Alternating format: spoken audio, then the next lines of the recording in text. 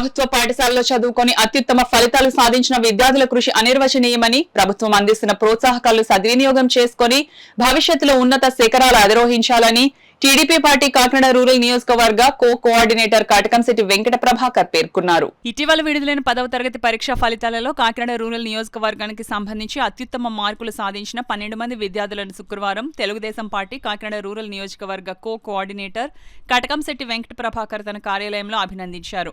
Kakinada rural నియోజకవర్గంలోని Kakinada rural మండలం కరప మండలంలో కలిపి ప్రభుత్వ పాఠశాలలో చదువుకొని ఎక్కువ మార్కులు సాధించిన మొదటి 12 మందిని కాటకంశెట్టి బాబీ సత్కరించి అభినందించారు. ఈ సందర్భంగా కాటకంశెట్టి బాబీ మాట్లాడుతూ ప్రభుత్వ పాఠశాలల్లో చదువుకొని అత్యుత్తమ ఫలితాలు సాధించిన విద్యార్థుల కృషి అనిర్వచనీయమని ప్రభుత్వం అందిస్తున్న ప్రోత్సాహకాలను సద్వినియోగం చేసుకుని భవిష్యత్తులో ఉన్నత శిఖరాలు అధిరోహించాలని ఆకాంక్షించారు. ఈ కార్యక్రమంలో కరప మాజీ ఎంపీపీ గొల్లపల్లి శ్రీనివాస్, రాష్ట్ర గౌడ కార్పొరేషన్ డైరెక్టర్ మట ప్రకాష్ గౌడ్, కాకినాడ రూరల్ మండల అధ్యక్షులు రామ్దేవ్ సీతయ్య దొర, కాకర్లపల్లి చలపతిరావు, భీమభత్తుల సత్యనారాయణ, పిల్లి వీరభద్రరావు, వాసంశెట్టి సత్తిబాబు, బచ్చల కామేశ్వరరావు, ఏటుకూరి నాగమణి, కర్రి శ్రీను, చోడిశెట్టి కృష్ణ, జి లోవరాజు, తోట కృష్ణ, మార్కండేయులు, విద్యార్థుల తల్లిదండ్రులు, తెలుగుదేశం నాయకులు, కార్యకర్తలు పాల్గొన్నారు.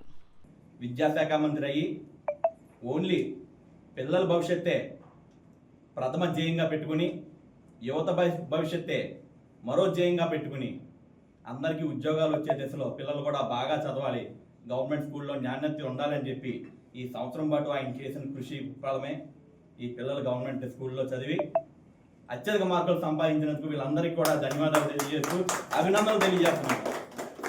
ఇంకా మరిన్ని మీరందరూ కూడా మంచిగా చదువుకుని ముందుకు వెళ్ళి మీకు ఆంధ్ర రాష్ట్ర ప్రభుత్వం నారా చంద్రబాబు నాయుడు గారు కానీ లోకేష్ బాబు గారు కానీ అండగా ఉన్నారు.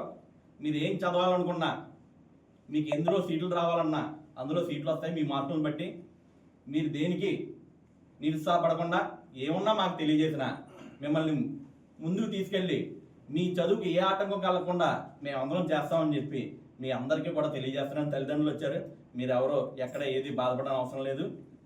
వాళ్ళని చదివించండి, వాళ్ళు చదువుకోవాల్సిన సహకారం మేము అందిస్తాం. ఎందుకంటే మా నారా లోకేష్ బాబు గారు చెప్పిన విధానాలు ఏంటంటే పిల్లల్ని చదివించుకుంటా పిల్లలకి ఎటువంటి ఆటంకం కలగకుండా, పిల్లల భవిష్యత్తే మన రాష్ట్ర భవిష్యత్తు కాబట్టి అందువలన పిల్లల్ని మాత్రం ఎక్కడ నిరుత్సాహపరచకుండా వాళ్ళు ఏం చదవాలనుకుంటున్నారో అది చదివించండి, వాటి సహకారాలు మేము అందిస్తామని చెప్పి మనస్ఫూర్తిగా తెలియజేస్తున్నాను. అందరూ ఒకసారి నారా లోకేష్ బాబు గారికి థ్యాంక్స్ చెప్పండి.